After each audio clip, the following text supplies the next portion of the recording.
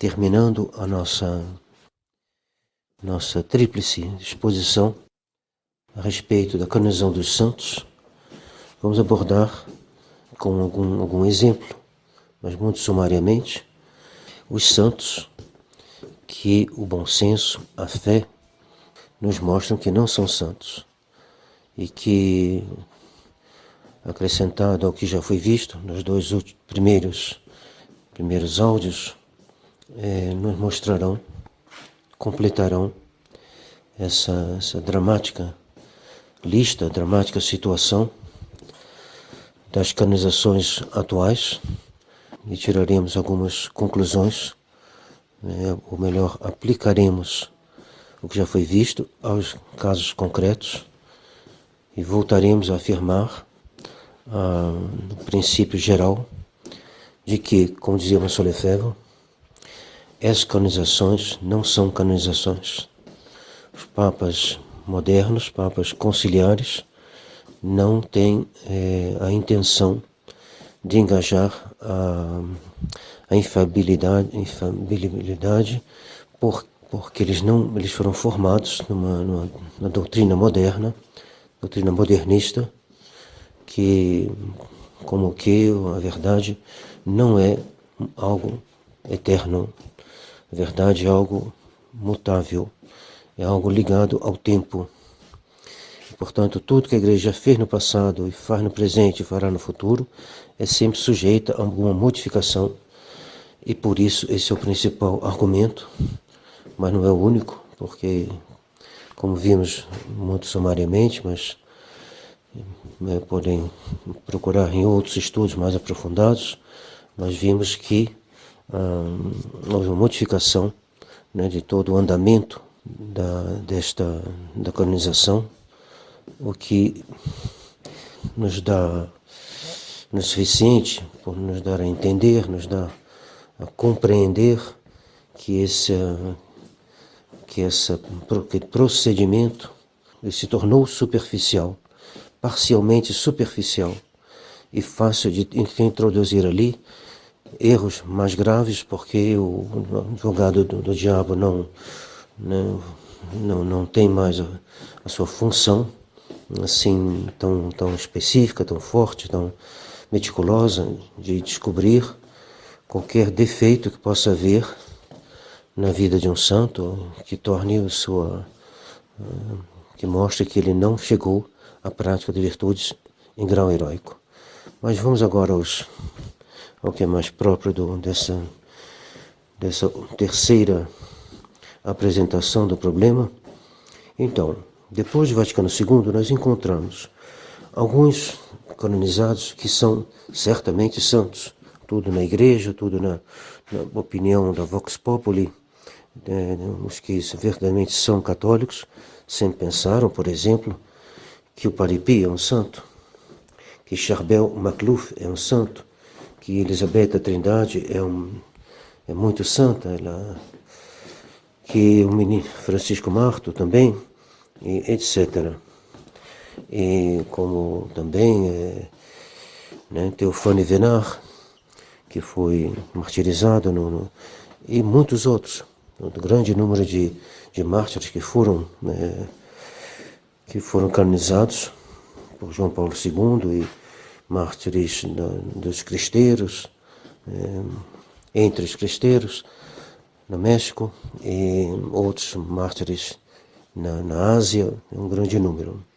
No entanto, a gente encontra também nesse número João 23. Ora, João 23, ele que deu início ao concílio, ele que disse que o concílio não se devia ter ideia não se devia ser profeta de desgraça, mas devia se abrir ao mundo, assim, ver tudo com maneira bem positiva. E ele então começou a aplicar, a imprimir na igreja uma ideia errada de não condenação. Ora, não condenando os erros se proliferaram e essa situação continua até hoje. Ele foi também aquele que permitiu que teólogos que já tinham sido repreendidos por Pio XII, e que, como Congar e outros, se tornassem peritos no concílio. Então ele abriu as portas aos inimigos e os inimigos entraram. Como é que esse homem pode ser santo? Paulo VI, podemos dizer que é pior ainda. Paulo VI ele que fez a missa nova, ele terminou o concílio, ele aprovou a liberdade religiosa. Como é que um homem que faz tantos estragos na igreja pode ser ele mesmo um homem com virtude em grau heróico? É impossível. E assim por diante.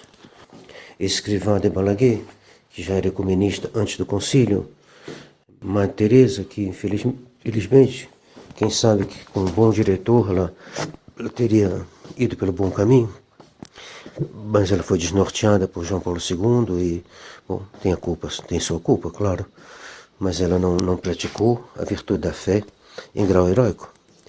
Ela que dizia às crianças que estavam no seu... Ela não incentivava a batizar as crianças dos budistas, dos outros, dizia que cada um católico deve ser um bom católico e o budista deve ser um bom budista. Não tenho aqui na memória exatamente todas as palavras dela, mas o que nós reprovamos a ela é esse caráter ecumenista, de se inclinar até diante da estátua de Buda. Então, como é que uma mulher dessa pode ser santa? Não é. Pode ser generosa, pode ser muita coisa, mas santidade não. Santidade tem que praticar as virtudes em grau heróico e, sobretudo, a virtude de fé, de esperança e caridade. Então, esses supostos santos, e tem outros, Edith Stein, não sei se ela já está canonizada, sim, parece que está canonizada. Não dá os sinais suficientes, não basta morrer no campo de concentração para ter praticado a virtude em grau heróico. E estou estudando melhor, se verá muitos outros. Mas se a gente pega, ao contrário, uma Jacinta Marto, né? Evidentemente ela tem todos os sinais, mas mesmo assim, por que a gente não festeja Santa Jacinta, por exemplo, de santa por causa de uma canonização feita corretamente? A gente não a festeja, não por falta de desejo, ao contrário, ela deve ser muito mais amada entre nós do que em qualquer outro lugar, mas a canonização não tendo sido feita com os caracteres que são próprios de uma canonização, ela não pode ser santa. Ela pode ser santa no céu, mas não santa na terra, porque esse processo tem que ser feito como a igreja sempre fez e com a intenção de fazer algo que seja para sempre. Bom, vamos ficar por aqui. Teria mais a se falar, mas o essencial está aqui. A gente aguarda uma canonização verdadeiramente da igreja. Enquanto isso não acontece, a gente reza para esses santos, mas não reza missa por esses santos, nem ofício divino, nem um culto público, né, como seria a missa, o ofício e outros atos. Que Deus nos proteja, que os santos nos protejam, mesmo aqueles que não estão canonizados, e aqueles que são falsos santos, que o Senhor nos ajude a fazer com que o povo católico se afaste desses supostos santos, para não serem influenciados e desviados por esse mau exemplo que eles deram e que facilmente hoje entra no povo católico, porque eles pensam que esses homens são santos, então procuram imitá-los e imitá-los nos seus erros, sua má conduta. Então, que Deus nos preserve dos falsos santos e nos aproxime dos verdadeiros santos.